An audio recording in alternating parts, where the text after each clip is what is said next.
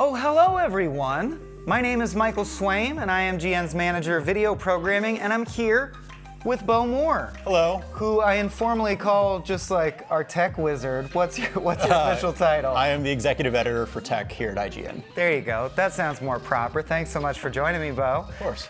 We wanted to have a conversation for you guys because we were sort of talking about VR, and it came up behind the scenes, a little behind the scenes info for you.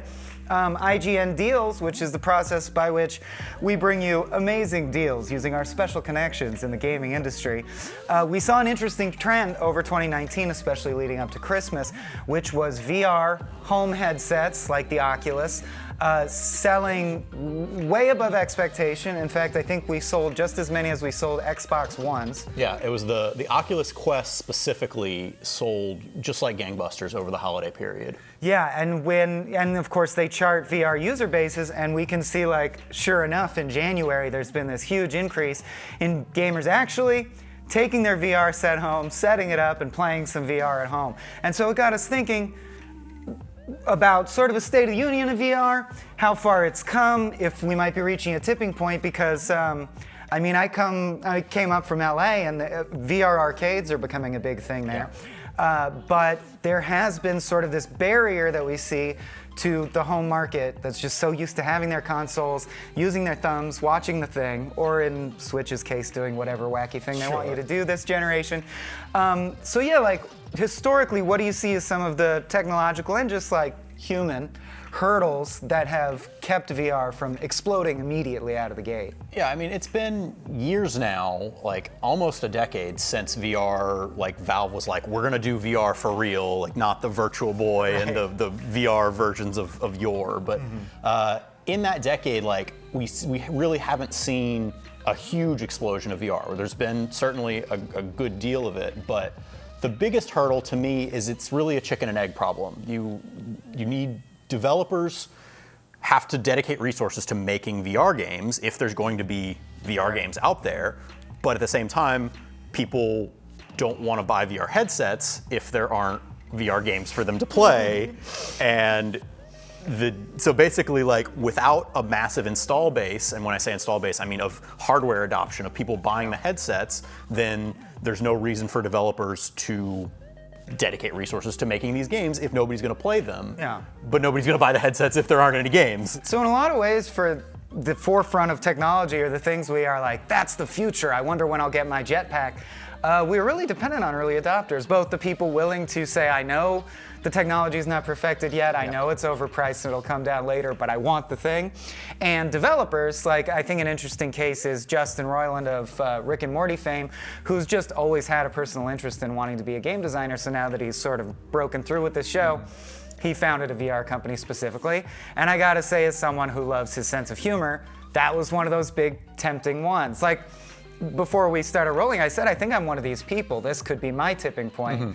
And I think one of the breaking points we're going to see are these big swings from developers. So, of course, I wanted to talk about the big titles. Iron Man VR got pushed. I'm burying the lead. Let's talk Half-Life Alyx. Half-Life Alyx is the game that, like, will determine likely the tipping point for VR, because as you were saying right before we started rolling, that might be the game that gets you to buy a headset to actually jump into VR.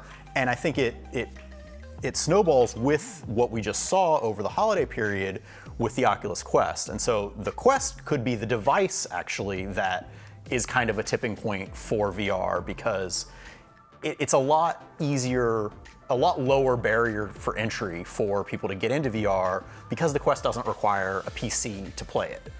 Is it simple to set up? Because that's like, it's amazing to me that you can be offered this amazing, immersive, futuristic seeming technology, but if it's hard to set up, I'll just play God of War. You know what I mean? Yeah, totally. It is a lot easier to set up. This is not meant to be like a sales pitch for the Quest. No, we're truly reflecting on you guys already. In fact, we're sold out and back ordered. So that's not what this is. We're reacting to that. Go ahead. So like with most VR headsets, especially now that we have head tracking and finger tracking on the index, the Valve index. We'll get to that in a second. But hand tracking, the touch controllers, all that stuff. You've got your headset, which is wired into a PC. You've got multiple base stations, cameras that are tracking your movements, and then your controllers, which thankfully are wireless.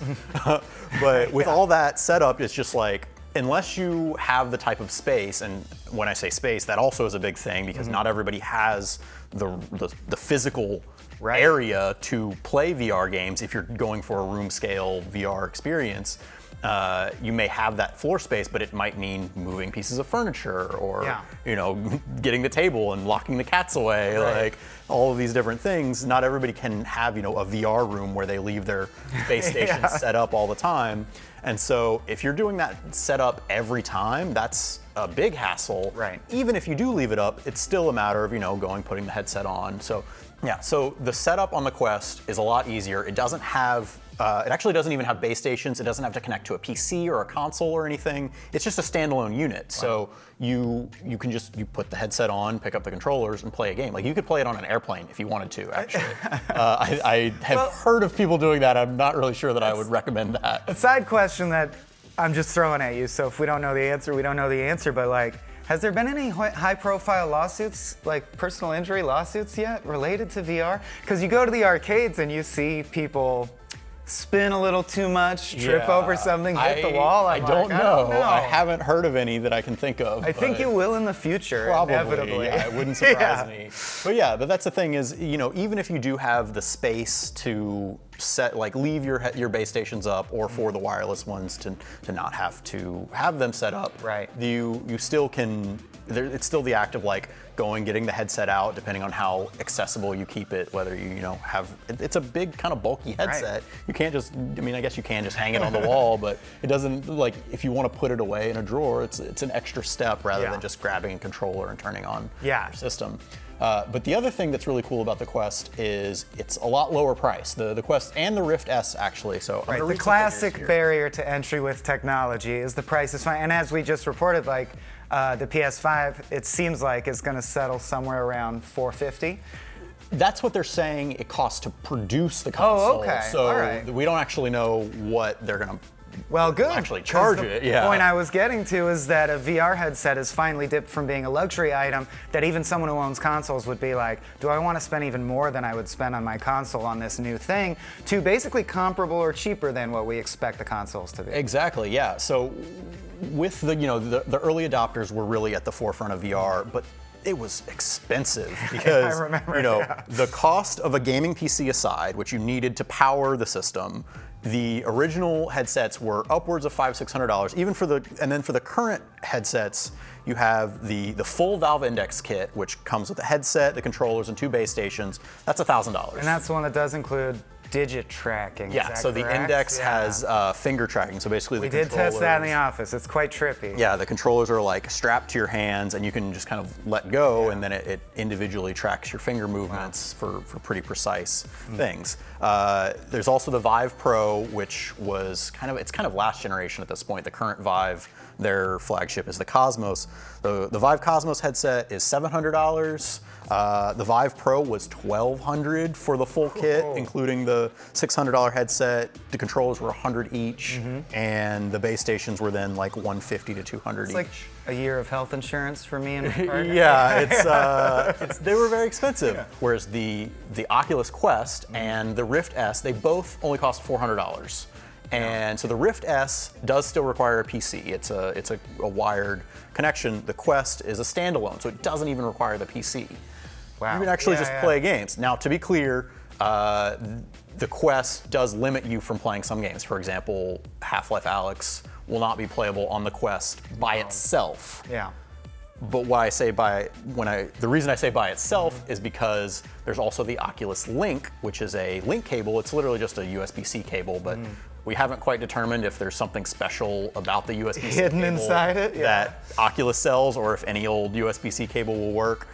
Jury's still out on that one. Okay. But either way, the cable is not more than $50. Right. And you can then plug the Oculus Quest into a PC and access those higher tier your Steam library. VR experiences, such as Half-Life Alyx.